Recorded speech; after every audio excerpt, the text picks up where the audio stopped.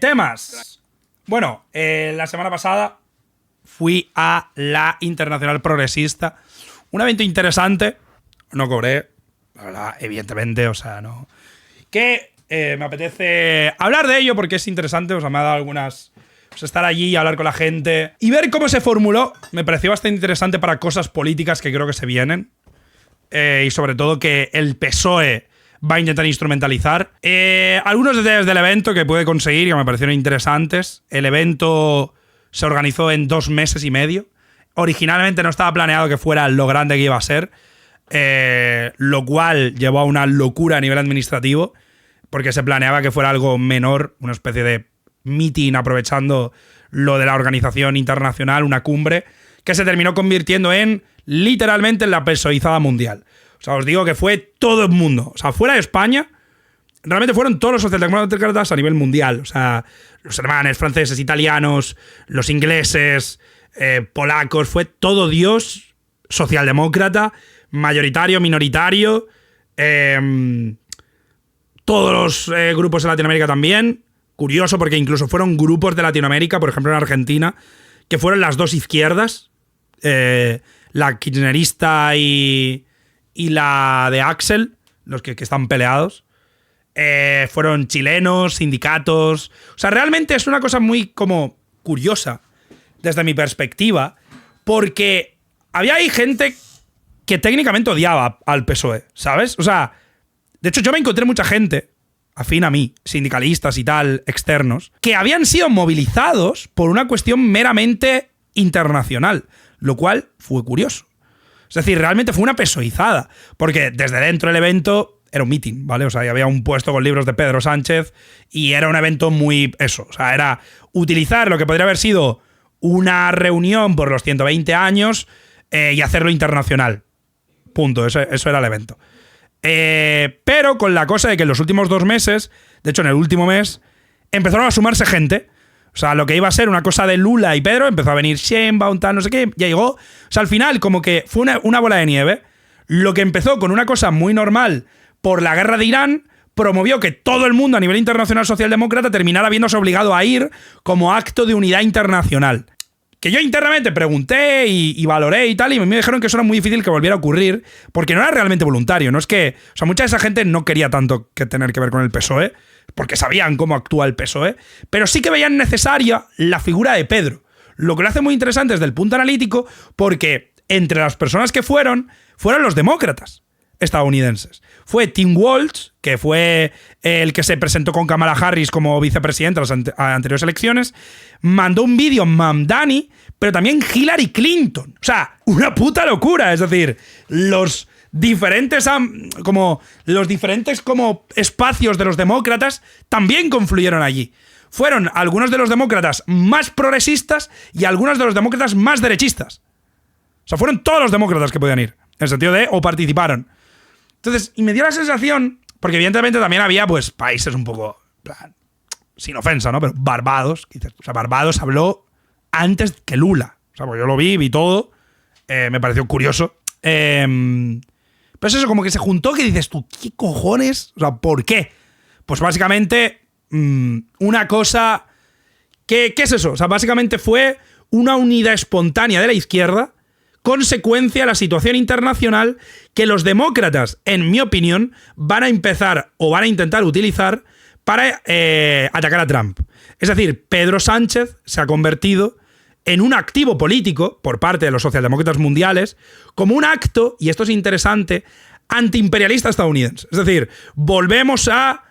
Sputnik no, hecho por Soros. Vas a saber tú más que yo, que estaba allí, que tengo la puta información. Que Soros, que deja de decir tonterías, tío. Que el hijo de Soros está donde está tu madre comprando en el supermercados, tío. Que la fundación Soros es una puta mierda, que está reventada internamente, tío. Deja de...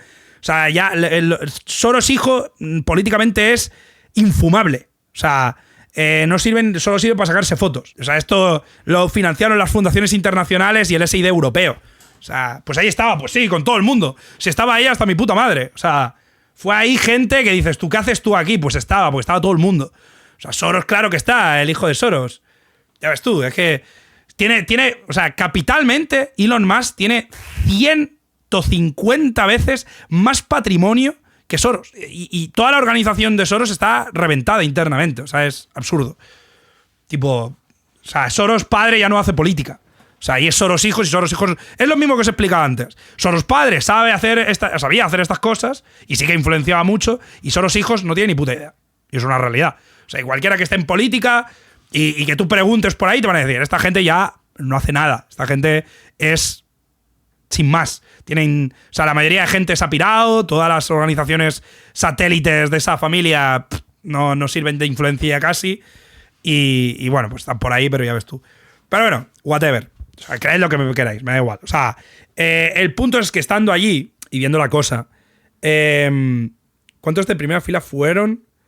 De primera fila, coño, el presidente de Colombia, presidente de México, presidente de Brasil, vicecanciller de Alemania, vicecanciller de Austria, el vicepresidente de la Cámara de Reino Unido, la candidata de los SID de Italia, los socialdemócratas franceses. O sea, fueron literalmente todos. Vice, sí, porque el vicecanciller es como el vicepresidente.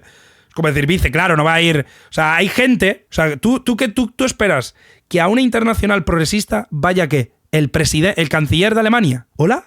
¿El cerebro funciona? ¿Está funcionando algo? ¿Tú quieres que Merz del PP vaya a un meeting del PSOE? Claro que va gente progresista. O sea, el vicecanciller de Alemania, que es del PSOE. Fue el fundador del Partido Socialdemócrata Europeo. O sea, todos los socialdemócratas importantes fueron.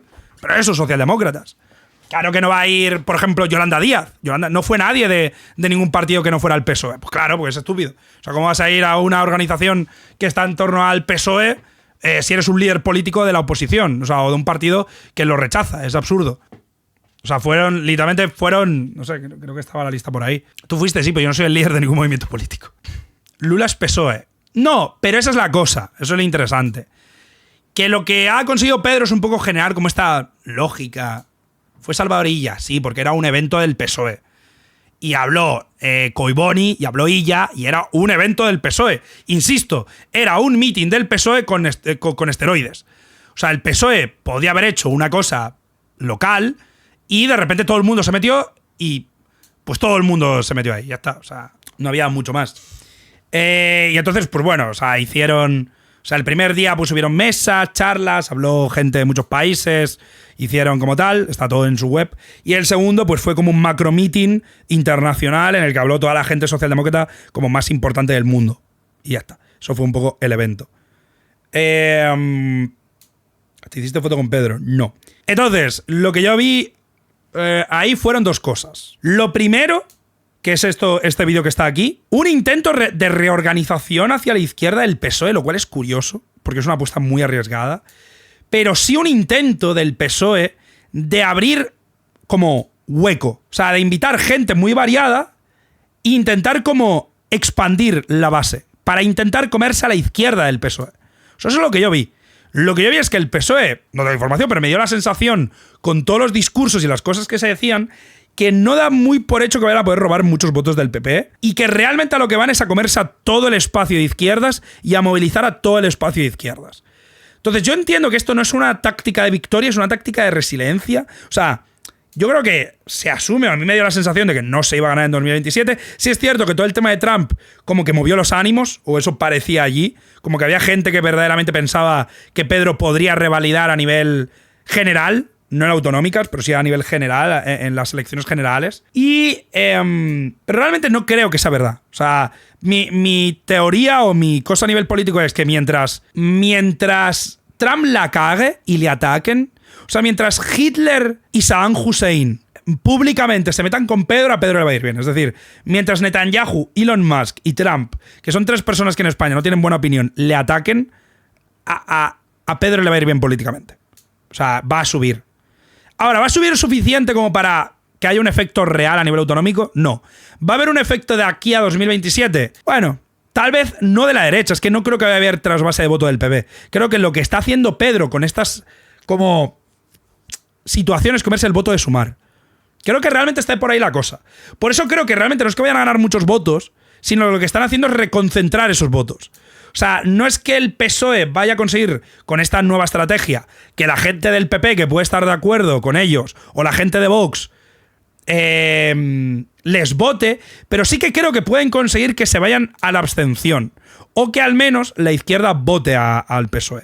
Lo cual, bueno, y sí que lo vi, o sea, yo me dio, vamos, hubo una sensación directa de decir, esta gente sí que está buscando abrir ideológicamente, y a mí me lo comentó gente y tal, que sí que parece que el PSOE ahora mismo internamente busca expandir mucho su área y comerse a gente de Sumar y de Podemos e intentar como pesoizar a la izquierda como con dulces, ¿no? En plan, mirad qué de izquierda somos, que Trump, que es malo, malísimo, fascista, está contra nuestra, por lo tanto nosotros somos lo bueno, ¿no? Un poco esta teoría.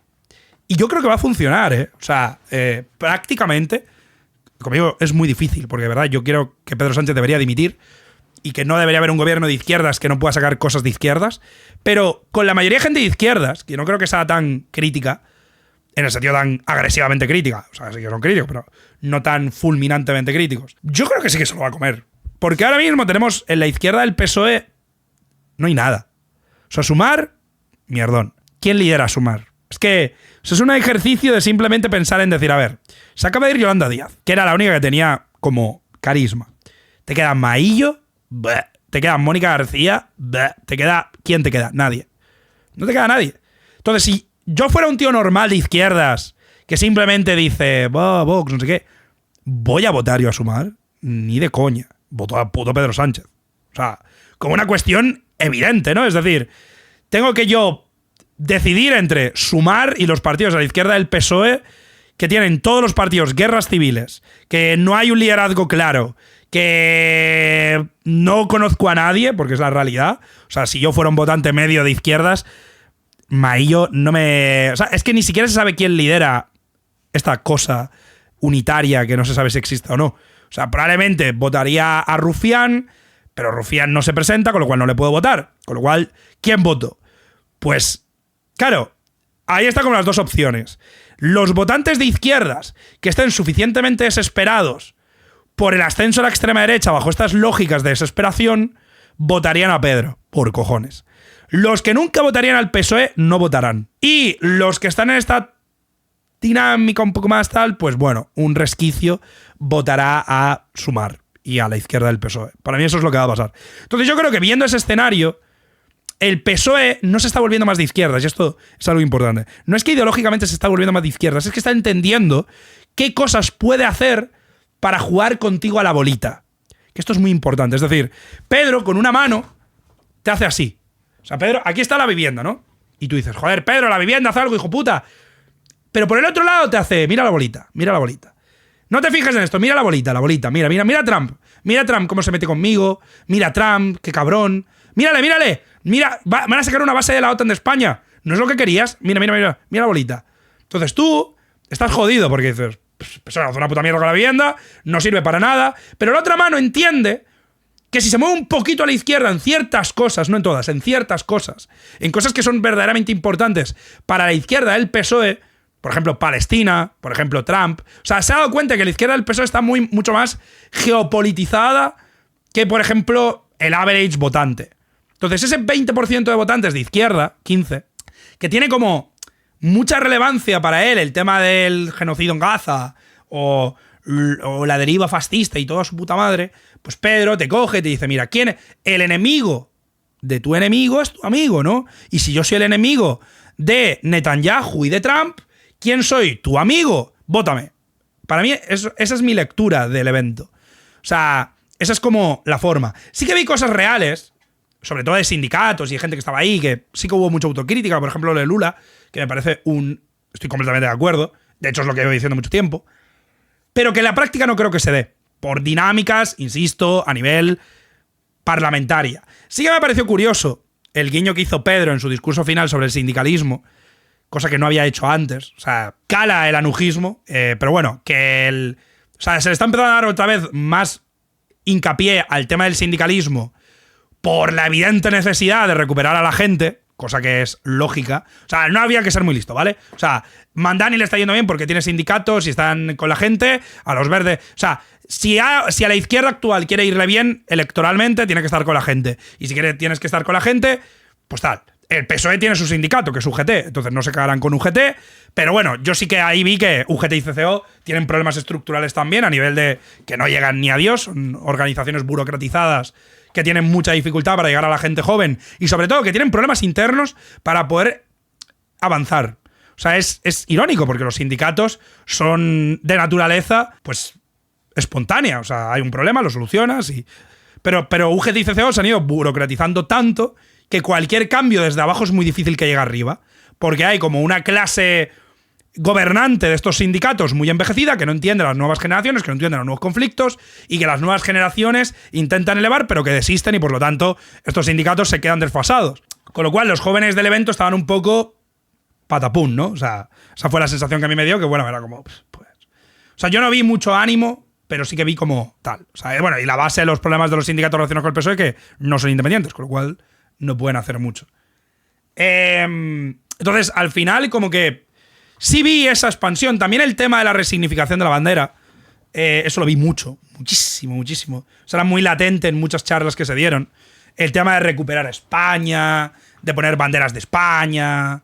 O sea, el patriotismo, como pasaba con Nasser en Egipto, como pasa con posiciones nacionalistas antiimperiales, que utilizan la bandera como un símbolo de liberación. Pues me da la sensación de que el PSOE está como intentando llegar a esto. O sea, coger la bandera y decir, la bandera es como los italianos, ¿no? La bandera es de todos, y todos, también con esto intentar como extinguir lentamente el catalanismo, acercarse a una unificación y decir España contra Estados Unidos, contra, ¿no? O sea, toda esta narrativa que yo creo que sí que puede funcionar, ¿eh? O sea, yo creo que es un activo muy posible que se pueda explotar. Y que cada vez veo más el tema del patriotismo de izquierdas está volviendo fuerte y el PSOE lo va a instrumentalizar. Entonces, para mí fue un poco eso la situación, ¿no? O sea, claramente, por un lado, el PSOE viendo oportunidad de comerse a toda su izquierda, toda la izquierda descompuesta no va a poder responder, con lo cual creo que les va a salir bien. De hecho, en la mayoría de autonomías ya se ha visto. O sea, mucha gente dice, bueno, lo de Trump no ha ayudado a que Pedro se mantenga. Bueno, cuidado, porque en las últimas elecciones autonómicas el PSOE no perdió tanto porque se comió a toda la izquierda. Y lo único que quedó fueron los resquicios de algún grupo regionalista que subió un poquito.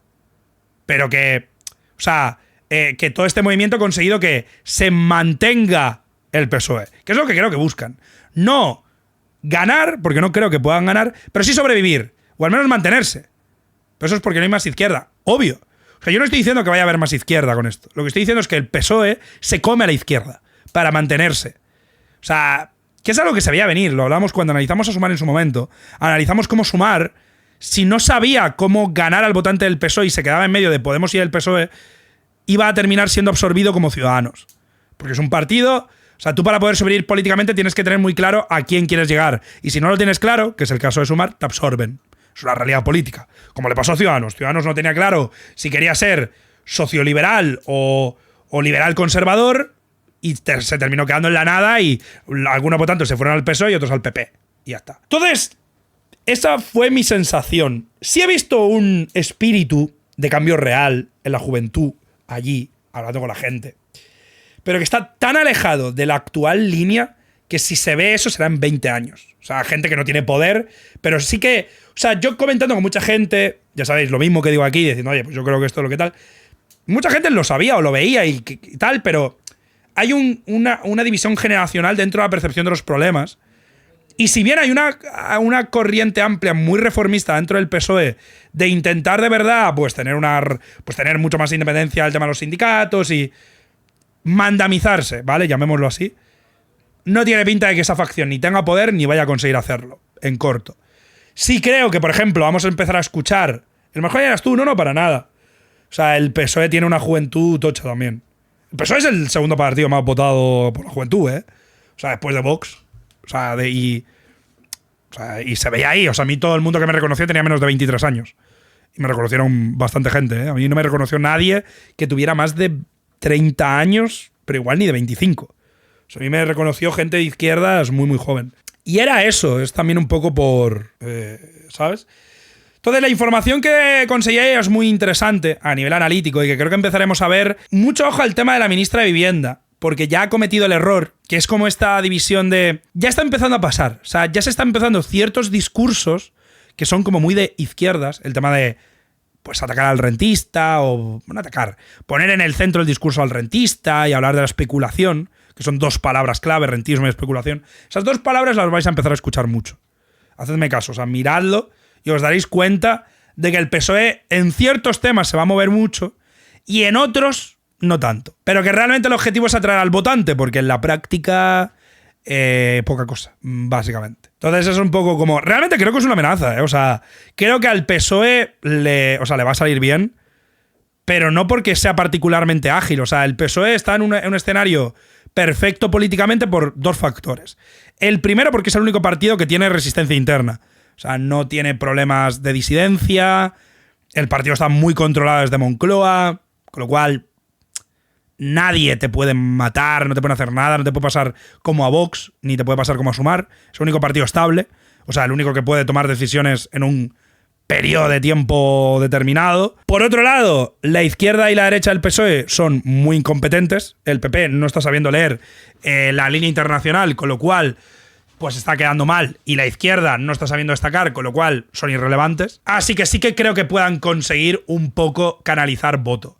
Ahora, ¿cuánto va a durar esto? Es que yo no creo que les vaya a servir. O sea, pero por un factor muy simple. ¿Cuánto va a durar esta guerra? O las que hay en el futuro. Otro mes más, 2, 3. Pero es que el próximo año entero, una de dos. O Pedro llama a elecciones ya, en un mes, en 2, o esto no le va a servir de mucho. Más que nada porque los juicios de Koldo, Ábalos, Cerdán y el de su mujer y el de tal van a salir pronto. Y la situación de la vivienda no se va a solucionar. Es decir, Pedro ha conseguido un poco esquivar la atención de todos los problemas internos gracias a problemas externos, como pasó en Canadá, que Canadá, los populares iban a ganar, de repente Trump amenaza con atacar al país y meterles sanciones e invadirles, y de repente los liberales vuelven a subir un montón. Pues ese es el mismo escenario actual. Con lo cual no sé si la PSOEada va a durar mucho, no lo creo. Y en la base de toda esta situación no se va a solucionar el problema, que es que el PSOE no está con la gente. De hecho, esto es una cosa que allí me di cuenta más que en otro lugar. Ya lo había escuchado mucho los partidos a la izquierda del PSOE, pero el PSOE es verdaderamente un partido que tiene muchos problemas para entender la sociología general española. O sea, no para saber qué es lo que a la gente le gusta, sino para saber cómo llegar a ellos. O sea, se habla mucho de cómo llegar a la gente. Es como, ¿cómo llegar a la gente? O sea, que es una cosa que me he dado cuenta sobre todo en los últimos 8 meses, a raíz de que he hablado más con partidos, que es algo que yo veía ya, pero que no sabía poner el nombre, y es el electoralismo. O sea, la mayoría de políticos de partidos son empresarios o trabajadores de empresa. Y los directores de comunicación hacen marketing de empresa. O sea, no tienen una percepción de estar con la gente, sino de llegar a la gente. Es como, ¿qué táctica de marketing voy a utilizar ahora para que la gente descontenta siga descontenta pero me vote? Que es una dinámica autodestructiva. O sea, ya la había criticado antes, pero no la había visto tan claro como ahora, y en estas semanas en general, también como en Madrid y tal. Que es un poco esto de que literalmente lo que le pasó a los demócratas con Joe Biden y Kamala, de que están tan alejados, está tan burocratizado, tan romanizada la política, que incluso hay dinastías educativas, en el sentido de que gente que entra a comunicación tiene su entorno político, pero una vez se imbuyen, ya no pueden llegar a la gente porque no están con la gente. No viven como la mayoría de personas. En muchos casos, viven como una minoría muy concreta, que esa minoría puede ser el 10% de la población, pero que les sesga a la hora de querer comunicar, con lo cual las campañas están muy sesgadas hacia como... Eso, es marketing político, pero marketing mal, porque está tan alejado que no lo entiende. Se basan en datos que no saben contextualizar. Entonces quieren intentar estar junto a las personas, pero no saben cómo, porque han olvidado qué es ser de izquierdas, en el sentido organizativo, que es literalmente tener un sindicato. Pero como los sindicatos del PSOE están tan envejecidos, la única cosa con la que el PSOE realmente tiene un input es con los pensionistas, que son los únicos que no pueden fallar. Pero al resto de gente que no está organizado, ni que está en el entorno del PSOE a nivel tal, no les escuchan mucho porque no reciben impacto desde abajo. Que es lo lógico, es decir, la izquierda debe de funcionar de tal forma que los barrios y las comunidades se organicen en sindicatos y estos sindicatos presionen al partido. Y que cuando el partido, porque estos son dos instancias del poder, no es lo mismo estar en la administración, donde tienes que sobrevivir a nivel político, que estar en las calles, donde tienes que sobrevivir a nivel popular. Son dos cosas muy diferentes. Y las lógicas e incentivos de comportamiento no tienen nada que ver. Pero es que ya la mayoría de directores de comunicación nunca han estado en la calle. Han pasado de estudiar marketing a un partido. O sea, no han... O sea, toda su percepción es puramente propagandística, en el sentido de solo es cómo hago qué, pero no estoy con la gente. O sea, no estás con la gente, porque si estuvieras con la gente no tendrías que llegar a ellos. Y es un poco lo que yo decía en la charla, que es como la izquierda no puede pensar todo el rato en querer llegar a la gente como lo hace una empresa, que es vendiéndote un producto, una Coca-Cola, y pienso de qué forma puedo activar tus emociones para venderte una Coca-Cola. ¿Por qué? Porque Coca-Cola no es todo lo que te... O sea, a ti te pueden vender ahora, y muchos socialdemócratas dirán, ay, Pedro, qué bien lo hace con Trump. Pero cuando ese socialdemócrata llegue otra vez a la calle y su trabajo de mierda, la inflación y tal, lo único, es que esta es la cosa, lo único que le va a hacer votar al PSOE es creerse las mentiras del PSOE. O sea, creerse la narrativa que le ha vendido el PSOE de que la vivienda no se puede hacer por culpa de las autonomías, o que todas estas cosas que utiliza el PSOE para decir, no, pero hemos subido el salario mínimo. Que había gente ahí que lo decía y decía, tío, por favor, o sea, ¿y qué? O sea, me sube el salario mínimo, pero sube la vivienda el triple y el poder adquisitivo se hundió un 15, tío. O sea, ¿qué me quieres convencer? ¿Sabes? Es como, claro, porque los que hacen la propaganda se la creen. Ese es el mayor problema. Que en la búsqueda de los DIRCOMs de crear, de los directores de comunicación y de los directores de marketing de los partidos, de crear narrativas, no empiezan a crear marketing, terminan creando narrativas que se creen ellos. O sea, verdaderamente se lo creen. Se creen esos datos, o sea, no es como propagandas. De verdad creen que la cosa va bien y que Pedro lo está haciendo como un cohete y todo, y es como, vamos a ver, o sea... Entonces, claro, es muy difícil que esa gente pueda tener la noción de hacer cambios pragmáticos si se creen sus propias mentiras, porque al intentar convencer al resto se autoconvencen. Claro, eso les aleja de la gente, como les aleja de la gente, no saben por qué la gente no les vota, su comunicación se basa en absolutamente nada, pues su comunicación se basa en decir a la gente que se equivoca o que estos son los datos y cosas que dices tú, pero madre mía, de Dios santo. Entonces, como que todo esto está, o sea, y además es un poco lo que dice Lula, ¿no? Y ahora escuchamos el vídeo, que esto está pasando en todo Occidente. O sea, la izquierda socialdemócrata ha vivido un proceso de romanización en el que han conquistado el Estado, pero se han olvidado de dónde vienen. Que los partidos socialdemócratas europeos parten de los sindicatos de masas del principios del siglo pasado, que canalizaron en un proyecto en el que el objetivo era convertir a un obrero en ministro, y ahora lo que se ha terminado convirtiendo es en un proyecto que tiene un objetivo burócrata.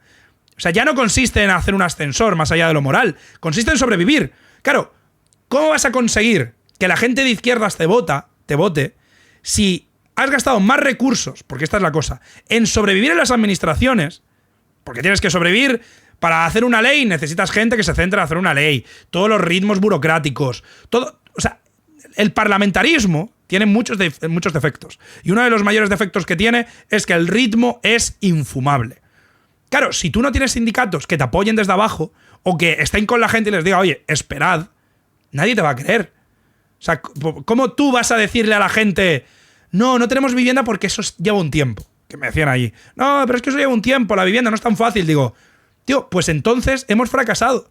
Si la izquierda lo máximo que puede hacer es llegar al Estado y dar excusas porque la burocracia es infernal, no estamos cambiando la vida de la gente. Es absurdo, es absurdo. O sea, no hay excusa ninguna.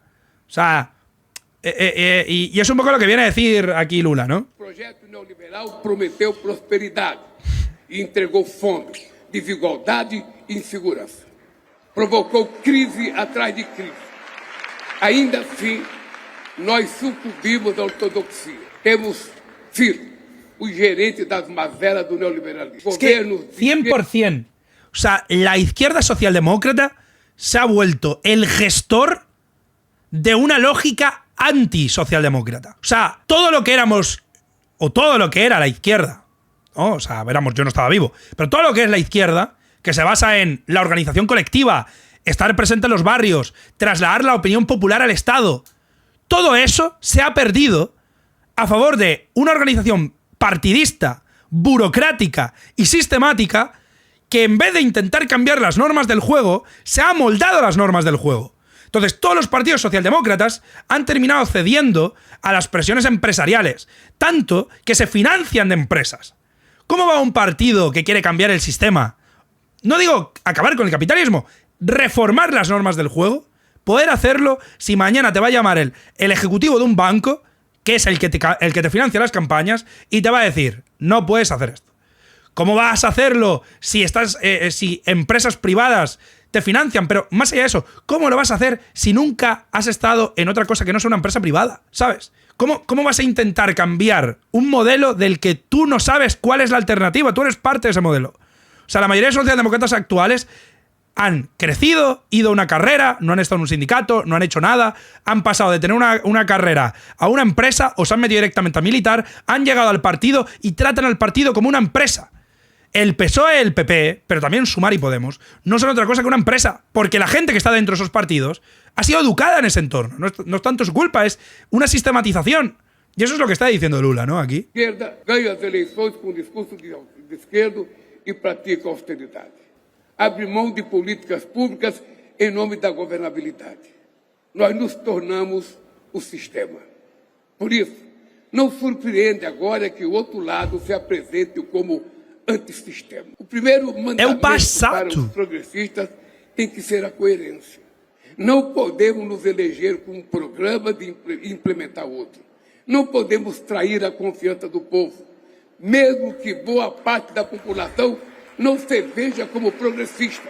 Ela quer o que nós propomos. Y por eso el gobierno del PSOE no debería estar en el poder, porque ha aglutinado el poder sin tener la capacidad de utilizarlo.